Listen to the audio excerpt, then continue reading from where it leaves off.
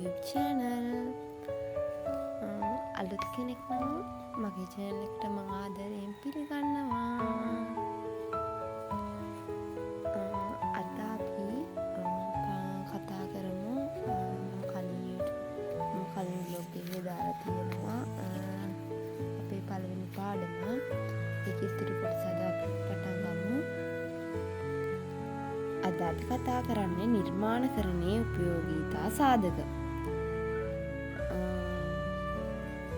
නිර්මිත පරිසරයක් සකස් කිරීමේදී සලකා බැලිය යුතු පාරිසරික සාධක තමයි උපයෝගීතා සාධක කියලා අපි කියන්නේ. එතකොට පළවෙනි එක තමයි අනුකූලත්වය.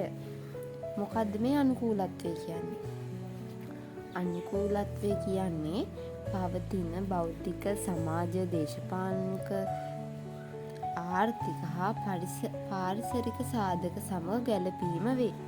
ඒතර අපි උදාහරණ බැලුවොත් එහෙම පවත්නා ප්‍රදේශයේ සම්මත සංවර්ධන කටයුතු සමග ගැලපීම.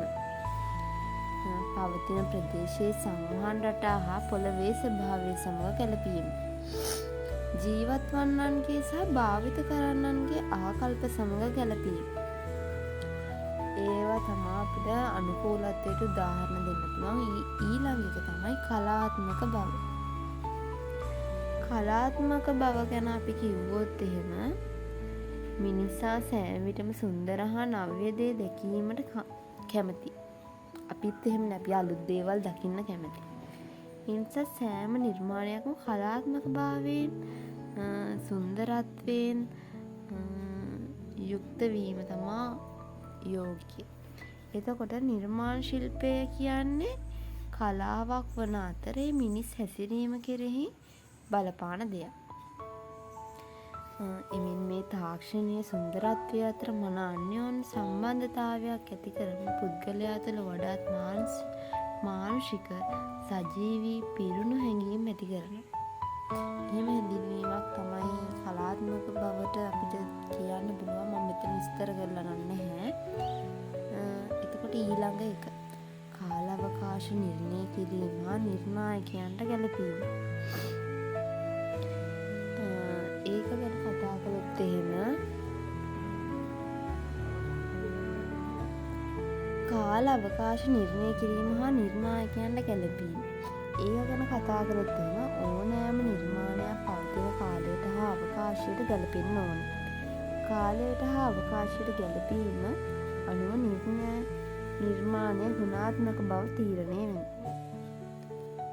කාල අවකාශ නිර්ණය කිරීම හා නිර්ණායකයන්ට ගැලපීම. ඒක ගැන අපි කතා කළොත් එහෙම ඕනෑම නිර්මාණයක් පවතින කාලයට හා අවකාශයට ගලපන්න ඕනේ. කාලයට හා අවකාශයට ගැලපීම අනුව නිර්මාණය ගුණාත්මක බව තීරණය වෙනවා. එබැවින් එක් ඓතිහාසික යුගයන්හිදී නිර්මාණ සඳහා භාවිත කර ඇති තාක්ෂණය හා කලාව එම යුගයන්හි පැවති සංස්කෘතික ලක්ෂණයන් මෙන්ම ඔවුන්ගේ ජීවන පරිසරය පිළිබඳ තොරතුරු පිළිබිඹු කරන ප්‍රබල සංකේතයක් වේ. මම මෙතන ලියාගෙන නැහැ. ඔයාලට මම මේ කියන එක ලියා ගන්න පුළුවන්. එතකොට අපිට ඒකට උදාහරණ දෙන්න පුළුවන්. මහනුවර ප්‍රදේශයට ගැලපෙන නිර්මාණයන්හි එම ප්‍රදේශයට ආවේනික සංස්කෘතික ලක්ෂණ ඇතුළත් වෙලා තියෙන අපිට මහනුවර ප්‍රදේශයට ගියාම බලා ගන්න පුළුවන්. එතකොට තව ගත්තොත් එහෙම 1940 දශකයේදී දෙමහල් ගොඩනැගිලි වෙනුවට වර්තමානයේ නාගරික ප්‍රදේශවල මහල් රාශියකින් යුත් ගොඩනැගිලි ඉදිවීම. එහෙත් ග්‍රාමීය ප්‍රදේශයකට තට්ටු ගෙවල් සෑදීම නොගැලපෙන අතර ඉන් ලබාගත හැකි ප්‍රතිඵලය අඩුයි. ඊළඟ එක සැකැස්ම හා පිහිටීම. ඒක ගැන අපි කතා කළොත් එහෙම ළමයි භෞතික පරිසරය හා සැසඳීම මෙමගින් විස්තර කෙරේ. පොළවේ සැකැස්ම අනුව උස බිමක්ද, තැන්තලා බිමක්ද, අගුරු බිමක්ද යනාදී වශයෙන් සලකා බැලිය යුතුයි. පොළවේ ස්වභාවය අනුව ගොඩනැගිල්ලේ ස්වභාවයද වෙනස් වේ. ඉදමේ හැඩය, පිහිටීම හා බෑවුම් ස්වභාවය අනුව නිවසේ හැඩය හා පිහිටීම වෙනස් විය යුතුයි. එමෙන්ම පරිසරයේ වායුගෝලීය තත්ත්වය හා සූර්යාලෝකය වැටෙන ආකාරය අනුව නිවසේ පිහිටීම හා හැඩය වෙනස් විය යුතුයි. එතකොට අපි ඒකට උදාහරණයක් ගත්තොත් නිදන කාමර ස්ථානගත කළ යුත්තේ නැගෙනහිර දිශාවට වන අතර බටහිර දිශාවට ස්ථානගත කළොත් රාත්‍රී කාලයේ අධික උණුසුමක් ඇති විය හැක. උණුසුම් වායුගෝලීය තත්ත්වයක් තිබෙන ප්‍රදේශවල නිවසේ සැකසීමේදී දොර ජනෙල් වාකවුළු වැඩියෙන් යෙදූ උස් බිත්ති යෙදූ හොඳ සංවාතනයක් ඇති නිවෙස් ඉදි කළ යුතුයි. ඒ ශීත ප්‍රදේශවල වාකවුළු ආදී වැඩිපුර යෙදූ විට ශීත කාලයේදී නිවස තුළට උණුසුම් නැති වී අධික සීතලක් ඇති විය හැකියි. මෙන්න මේ උදාහරණ අපිට ගන්න පුළුවන්.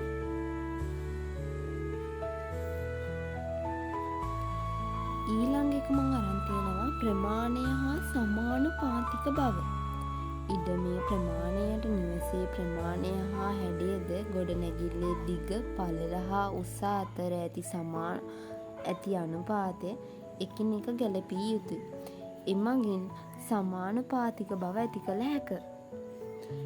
මේක තමා පොඩි හැඳින්වීමක් තියෙන්නේ. ඊළඟ එක වටිනාකම් පද්ධති. ගොඩනැගිලිවල බාහිර හා අභ්‍යන්තර අවකාශ නිර්මාණයේදී වටිනාකම විනාශ නොවන පරිදි සකස් විය යුතුයි. තර අපිට උදාහරණ ගත්තොත් එහෙම මහනුවර නගරයේ සංස්කෘතික වශයෙන් ලෝක උරුම නගරයකි. එබැවින් දළදා මාලිගාවේ වහලය හැඩයට සමාන නොවන පරිදි හා උස ඉක්මවා නොවන පරිදි එම ප්‍රදේශයේ ඉදිවන විශාල ගොඩනැගිලිවල වහල් සකස් විය යුතුයි. එම ප්‍රදේශයේ ඇති ගොඩනැගිලිවලට ආවේනික සංස්කෘතික ලක්ෂණ ආරක්ෂා වන පරිදි නව නිර්මාණ ඉදිවිය යුතුයි.